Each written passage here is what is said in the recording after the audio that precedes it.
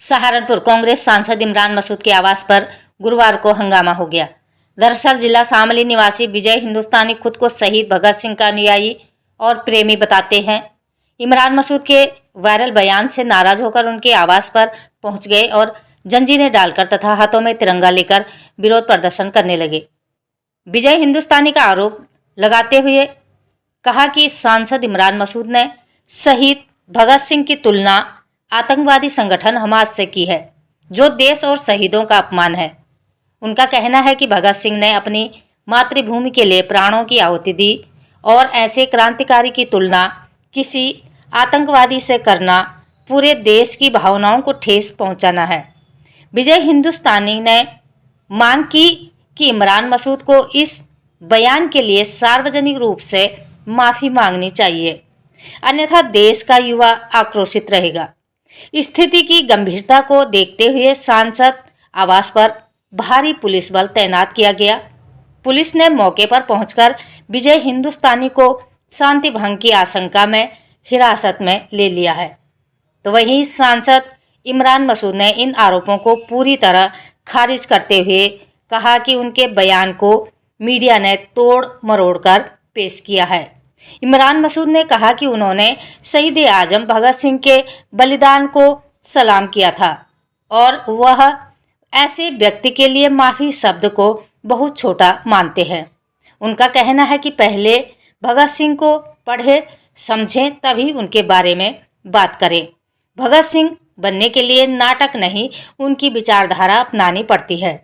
इमरान मसूद ने यह भी कहा कि उन्होंने किसी भी मंच पर भगत सिंह की तुलना किसी आतंकवादी संगठन से नहीं की, बल्कि उन्होंने फिलिस्तीनी विवाद को लेकर भारत की नीति और मानवीय दृष्टिकोण की बात की थी।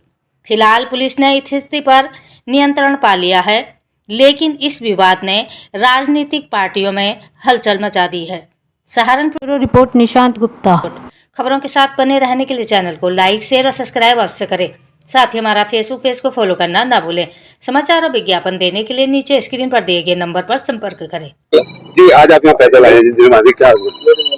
जी, भगत सिंह को लेकर हमास से तुलना की थी यहाँ के सांसद इमरान ने, और हम पूछने आए उनसे आखिरकार भगत सिंह का जो जज्बा जुनून था, जो कर्ज देश के ऊपर है, कहीं ना कहीं आज भगत सिंह की आत्मा भी रोती होगी जिन्होंने देश के ऊपर कुर्बानी दी। महज किससे तुलना की? जो आतंकवादी संगठन है हमास से। ये देश का दुर्भाग्य है, क्योंकि देश का दुर्भाग्य इसलिए है क्योंकि हम लोग ऐसे लोगों को देश की संसद भवन में भेजते हैं, और कहीं ना कहीं इमरान मसूद को इस बात की माफी मांगनी चाहिए, और कहीं ना कहीं पूरा देश इस बात से आहत है। तो ये जंजीर में जकड़े हुए क्या है? हम याद दिलाना चाहते हैं ऐसे नेताओं को, ताकि उनको याद रहे भगत सिंह की कुर्बानी कोई ऐसी कुर्बानी नहीं है। अगर हम सब लोग आजाद है, हम सांस ले रहे हैं, बच्चा अगर सड़क पर है 150 करोड़ देशवासी, तो कहीं ना कहीं भगत सिंह की देन है, लाखों क्रांतिकारियों की देन है। उन्होंने को वापसी ले लिया है क्योंकि मेरे से गलती हुई थी। नहीं, माफी नहीं मांगी उन्होंने। अगर वो मीडिया के सामने आके माफी मांगे हमारे सामने, तो कहीं ना कहीं हम समझेंगे कहीं ना कहीं उनके अंदर अभी कुछ न कुछ गुंजाइश है, लेकिन उन्हें माफी ने फिर बार बार वही उसी बात पर अड़े हुए हैं। अच्छा, कहाँ से चले थे और अब कहाँ पहुंचे हैं और क्या कुछ मांग?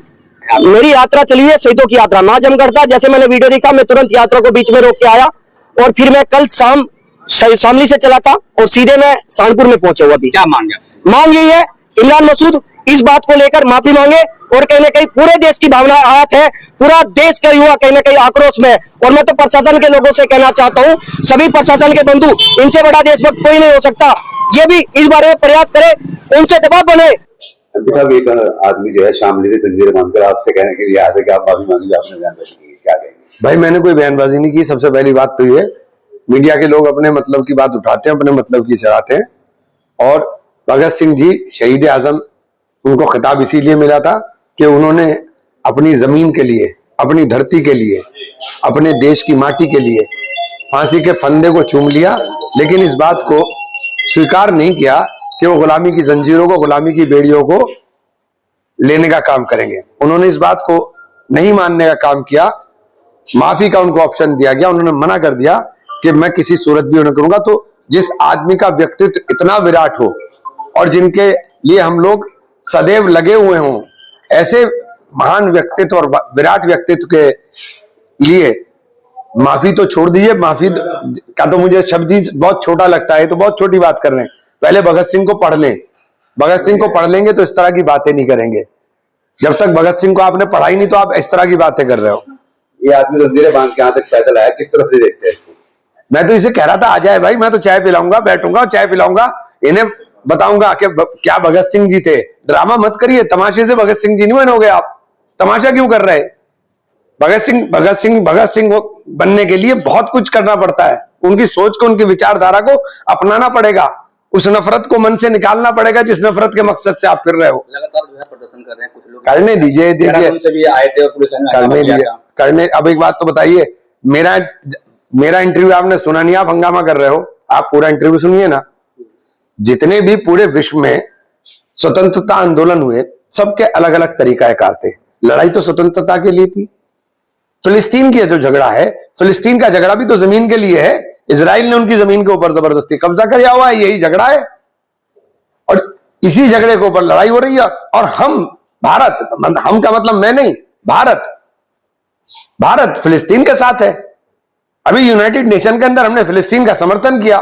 दुनिया के 150 कंट्रीज फिलिस्तीन को मान्यता दे चुके। सब लोग मान रहे हैं कि फिलिस्तीन की जमीन के ऊपर कब्जा है। आप कौन सी बातें कर रहे हो? और फिलिस्तीन के लोगों को आतंकवादी संगठन भारत सरकार घोषित कर देना, कहां करा है?